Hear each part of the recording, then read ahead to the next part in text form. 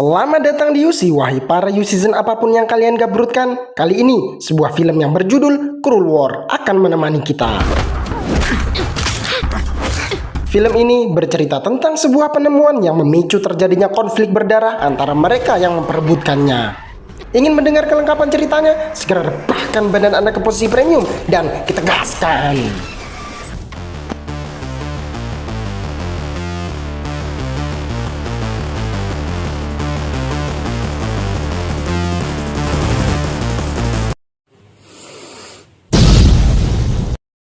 Cerita berlatar di sebuah pulau terpencil bernama Yinvana, yang dikenal dunia sebagai pulau dengan produksi tanaman opium dan narkotika terbesar. Menurut pemerintah, populasi tanaman opium dan produksi narkoba sulit dikendalikan disebabkan oleh ketiadaan sumber ekonomi alternatif bagi masyarakat setempat. Namun, di balik itu ada faktor lain yang jauh lebih berbahaya dan luput dari perhatian pemerintah, yaitu keberadaan kelompok terorganisir yang secara sistematis mengembangkan dan mengendalikan bisnis opium demi memperkaya diri. Kelompok ini dipimpin oleh seorang pria bernama Teddy, mantan komandan Shiju, pasukan khusus yang dulunya dibentuk untuk memberantas jaringan narkoba besar. Ironisnya, setelah pensiun, Teddy justru berbalik arah. Ia diam-diam membangun jaringan narkobanya. Untuk menutupi kejahatannya, Teddy mendirikan sebuah perusahaan fiktif sebagai kedok bisnis legal. Di mata pemerintah dan masyarakat Yinvana, ia hanyalah seorang pengusaha sukses dan dermawan. Dengan kekuasaan dan pengaruhnya, Teddy bahkan berhasil menundukkan beberapa pejabat penting di pulau tersebut. Je vous le promets, je vais vous aider, Monsieur Lee. Dalam upaya menekan populasi tanaman opium, pemerintah pusat menciptakan sebuah bibit super hasil rekayasa genetika dari tanaman karet yang diberi nama Shandong 21.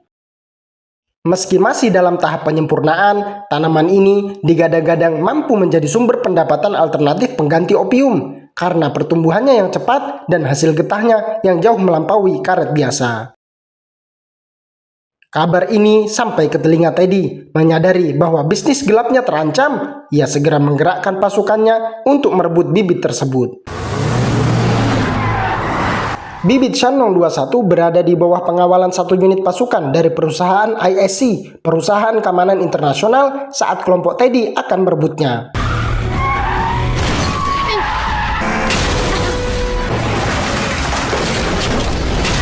Aksi kejar-kejaran terjadi cukup alot, hingga pasukan ISC terkepung lalu menyelamatkan diri ke dalam sebuah gedung terbengkalai.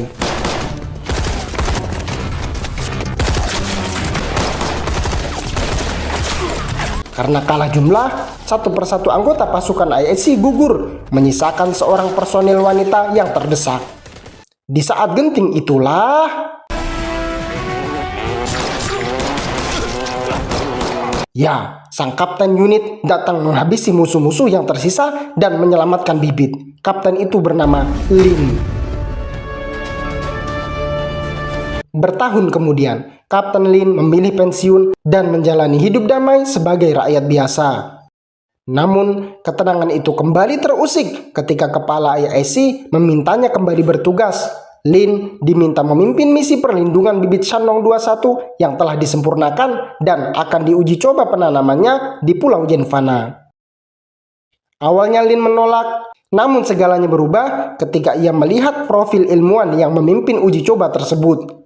Ternyata itu adalah Profesor Yan, mantan kekasihnya. Lin yang belum sepenuhnya bisa move on merasa cemas akan keselamatan Yan. Terpaksa ia menyanggupi tawaran tersebut.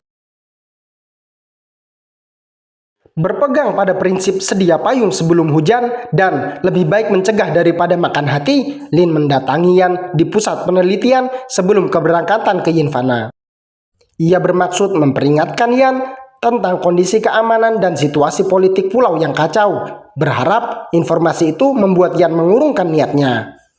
Namun, Yan yang terobsesi pada tanaman ciptaannya yang ia rawat layaknya anak sendiri, tetap teguh pada pendiriannya. Tidak punya pilihan, Kapten Lin mengalah. Personne ne connaît le Shandong 21 mieux que moi. Sementara itu, cerita juga memperkenalkan tokoh lain bernama Wu Li, seorang pria jujur dan berhati lurus. Dahulu Wooly adalah wakil Teddy dalam unit pasukan Shiju. Hubungan keduanya begitu dekat layaknya saudara. Kini Wooly tinggal bersama putrinya yang bernama Ying. Ia mengelola sebuah warung makan kecil untuk mencukupi kebutuhan sehari-harinya. Istrinya telah lama meninggal dunia dalam sebuah insiden misterius yang hingga kini tak pernah terungkap siapa pelakunya.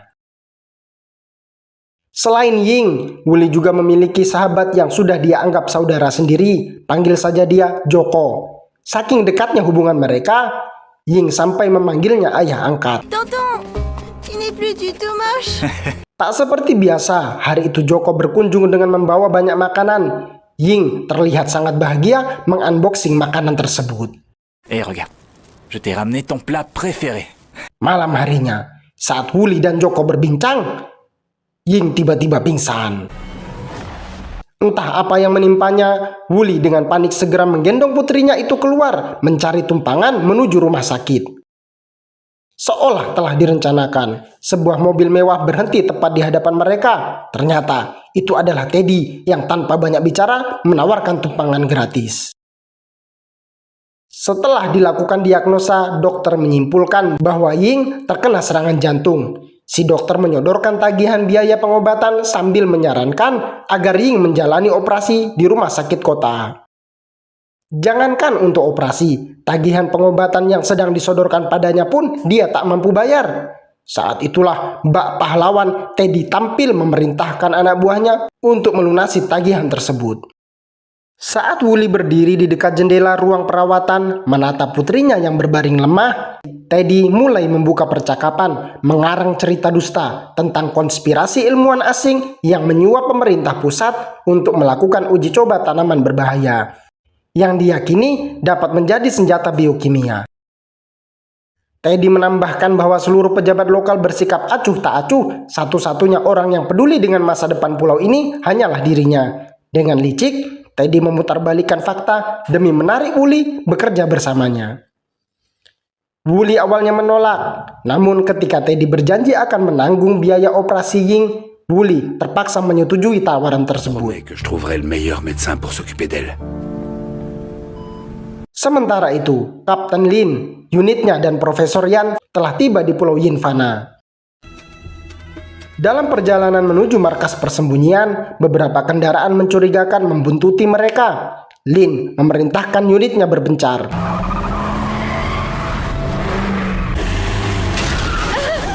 Rentetan tembakan menghujani mobil Lin, tetapi dengan akurasi ekstrimnya, ia berhasil melumpuhkan penembak lawan. Tidak hanya itu, Lin memanfaatkan pertigaan di depannya dan musuh berhasil dilumpuhkan. Kapten Lin dan seluruh anggota unitnya akhirnya tiba di lokasi persembunyian yang juga berfungsi sebagai laboratorium sementara. Di sana, mereka mengadakan rapat singkat dengan pejabat lokal yang tanpa mereka sadari, salah satu dari mereka adalah kaki tangan musuh. Malam hari pun tiba, Kapten Lin dan Profesor Yan terlibat adu mulut. Lin yang menyadari ada yang tidak beres, mendesak Profesor Yan untuk pulang. Namun, Profesor Yan tetap ngeyel dan bersikeras melanjutkan misi. Bingung bagaimana menyadarkannya, Lin terpaksa kembali mengalah. Rien à voir avec ça. Keesokan harinya, konferensi pers digelar. Teddy turut hadir, dia diundang sebagai pengusaha dermawan yang dihormati oleh pemerintah setempat. Tanpa pemerintah sadari bahwa Teddy lah dalang di balik semua kekacauan di pulau tersebut. Namun, Lin tidak lengah, matanya tetap waspada membaca gerak-gerik di sekelilingnya. Saat Profesor Yan mempresentasikan Shandong 21, ia menangkap gerakan mencurigakan dari seorang pelayan, kemudian Une avancée majeure du projet. kekacauan terjadi di ruangan kecil itu. Musuh berhasil mencuri bibit Shandong 21 yang dipamerkan di panggung. Namun, mereka tak menyadari bahwa Kapten Lin terlebih dulu mengantisipasi kemungkinan ini. Oleh karenanya, ia secara sengaja menampilkan bibit palsu, sementara bibit aslinya diamankan di suatu tempat. Saat salah satu anggota unit wanita ditugaskan mengawal Profesor Yan ke tempat aman, kemudian hendak memindahkan bibit Shandong yang asli, Ya, sebuah serangan melumpuhkannya. Ternyata itu adalah ulah Wooly. Wooly lantas kabur membawa bibit itu, namun Kapten Lin menghadangnya, sehingga aksi rebutan bibit pun terjadi. Dalam perkelahian itu, beberapa kali senjata api diarahkan ke wajah Kapten Lin, namun ia berhasil mengalihkannya ke arah sebuah pintu yang ternyata... Ya, Profesor Yan berdiri di baliknya. Lin segera menghampiri Profesor Yan, mengabaikan bibit yang direbut musuh. Insiden berdarah itu dan dicurinya Shandong 21 mengguncang pemerintah pusat. Setelah melakukan evaluasi, mereka memutuskan bahwa proyek penanaman harus tetap dilanjutkan. Untuk itu, seorang profesor pengganti dikirim ke Yinvana. Ia bernama Stephen. Karena adanya mata-mata di kalangan pejabat lokal, rencana tersebut cepat sampai ke telinga Teddy. Tanpa membuang waktu, ia menggerakkan orang-orangnya untuk menculik Profesor Stephen sesaat setelah sang ilmuwan tiba di pulau tersebut. Asisten wanita kepercayaan Teddy menyekap Profesor Stephen di dalam mobil dan membawanya menuju markas. Namun, keputusan si wanita memilih jalur gang sempit menjadi kesalahan fatal, sebab di ruang sempit penyergapan tentu lebih mudah dilakukan. Benar saja, tiba-tiba mobil Kapten Lin menghadang mereka dari depan, sementara kendaraan lain memblokir jalan dari belakang. Terjebak tanpa jalan keluar, sang asisten wanita berpura-pura akan menyerahkan si profesor dan... Mengandalkan insting dan keahliannya membaca jejak, Kapten Lin mengejar wanita tersebut menyusuri lorong-lorong kecil hingga saat dia memasuki sebuah ruangan, sebuah pistol tiba-tiba menekan tengkuknya. Saat si kapten dipaksa meletakkan senjata, inilah yang dia lakukan.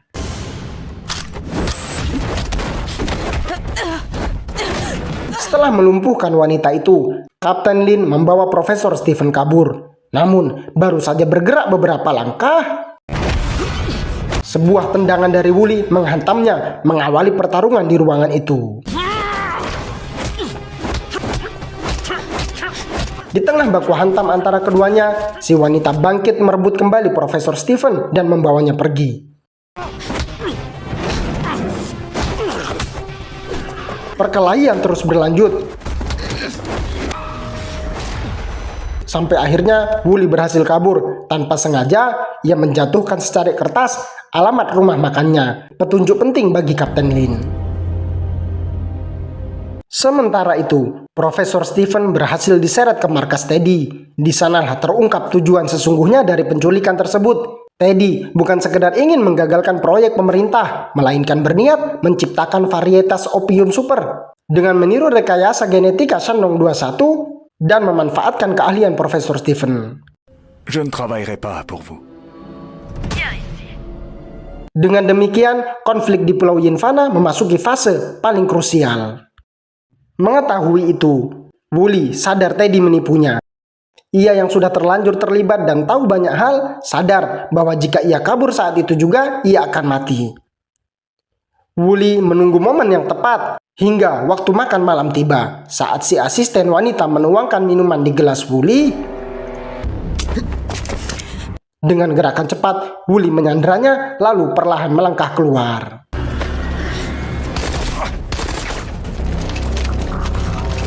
Entah bagaimana caranya, Wooly telah berada di dalam salah satu mobil anggota Teddy yang bergerak keluar markas. Ia mengancam sopir agar tidak membocorkan posisinya kepada penjaga. S'il vous plaît, c'est urgent. Wooly akhirnya tiba di rumah dalam kondisi terluka. Putrinya menyambutnya dengan tangis cemas. Sementara itu, Joko bergerak cepat mengeluarkan peluru yang menembus punggung Wooly. Waktu mereka terbatas, Wooly meminta Joko membawa Ying pergi dan berjanji akan menyusul. Saat Joko menggandeng Ying menjauh, Joko berhenti kemudian berbalik dan terungkaplah fakta bahwa Joko bekerja untuk Teddy. Atas perintah Teddy lah ia datang untuk membunuh Wooly sebagaimana dulu ia membunuh istrinya.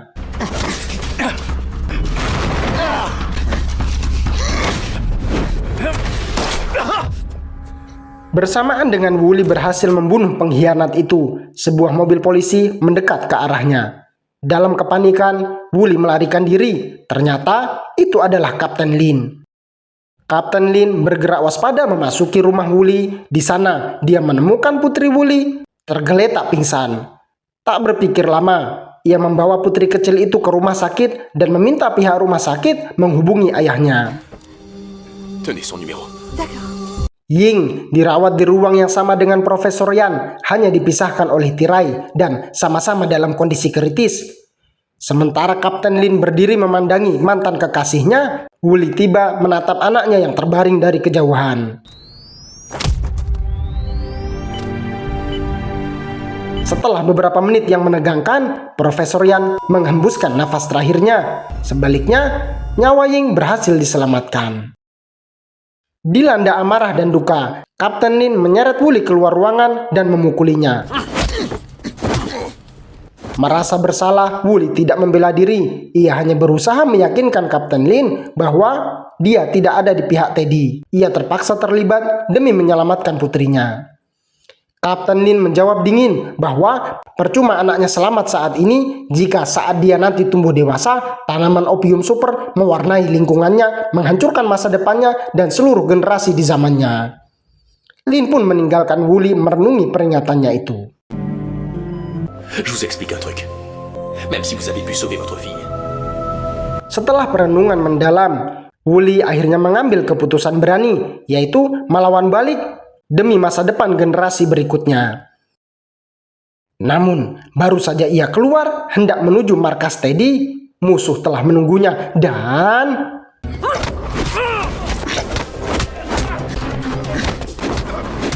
mudah bagi Wooly melumpuhkan semua serangan musuh. Sayangnya, rombongan musuh berikutnya datang dengan senjata lengkap, membuat Wooly tak berkutik.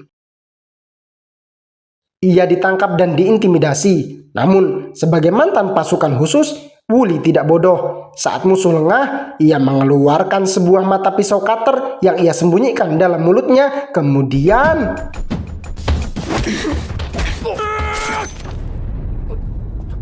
di sisi lain, Teddy terus memantau kinerja Profesor Stephen yang kini berada di bawah kendalinya.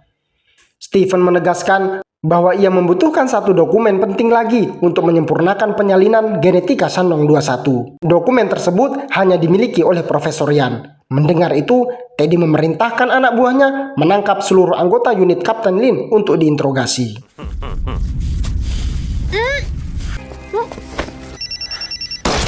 Mengetahui semua anggotanya ditangkap, Kapten Lin menghubungi Teddy secara langsung. Ia menuntut pembebasan seluruh unitnya karena berkas dan dokumen yang Teddy cari kini berada di tangannya. Saling sepakat untuk bertemu, Kapten Lin justru ditangkap. Harapan untuk bisa menukarkan dokumen yang dia bawa dengan seluruh anggota unitnya nampaknya tak berjalan mulus. Teddy mendominasinya, memaksanya patuh menyerahkan dokumen tersebut. Tak langsung percaya dengan keaslian dokumen, Teddy meminta asistennya memeriksa. Kapten Lin pun dibawa menuju tempat anggotanya disekap. Di sana, ia melihat satu anggotanya telah tewas. Amarahnya memuncak, namun tidak ada yang bisa ia perbuat. Bersamaan dengan itu, asisten wanita menghubungi Teddy, mengkonfirmasi bahwa dokumen tersebut palsu. Teddy murka saat dia ngomel-ngomel gak jelas. Lampu tiba-tiba padam, kemudian... itu dia, Wooly. Tak ingin menyia-nyiakan kesempatan, Kapten Lin beraksi melumpuhkan musuh di sekitarnya. Kemudian berkolaborasi dengan Wooly melumpuhkan sisanya. Keduanya pun bergerak mengejar Teddy yang kabur dengan asistennya. Sayang, beberapa pasukan musuh menghadang. Sementara Kapten Lin mengalihkan perhatian musuh, Wooly mencuri sebuah mobil. Keduanya pun melanjutkan pengejaran hingga pagi hari. Mereka membuntuti mobil Teddy yang singgah di sebuah pabrik terbengkalai. Di sana, Teddy telah menyiapkan pasukannya yang langsung menyambut kedatangan Wooly dan si Kapten dengan serangan membabi buta. Beruntung keduanya berhasil menyelamatkan diri sepersekian detik sebelum mobil mereka meledak. Dan Aksi baku tembak pun berlanjut hingga satu persatu pasukan musuh berhasil ditumbangkan, menyisakan asisten Teddy yang tanpa mereka sadari membidik mereka dari kejauhan. Saling tukar tembakan antara mereka berlanjut hingga Capitaine Lin? ya, keempatnya saling menodongkan senjata. Tak ada jalan keluar. Si asisten nekat menarik pelatuk dan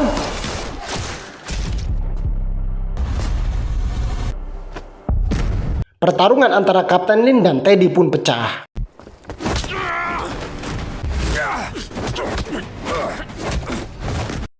Saat Kapten Lin terdesak, Wooly yang dikira telah mati bangkit menyerang, mengubah alur pertarungan menjadi 2 lawan 1.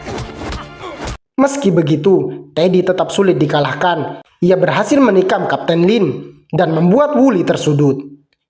Saat Teddy merasa di atas angin, tiba-tiba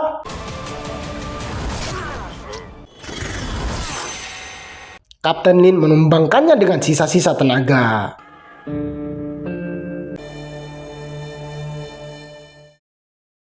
Scene ditutup dengan memperlihatkan Wooly berdiri di depan warung makannya menyambut anaknya yang baru pulang sekolah dengan penuh haru dan bahagia. Tamat. Kesimpulannya, waspadalah dari musuh dalam selimut. Demikian. Peace.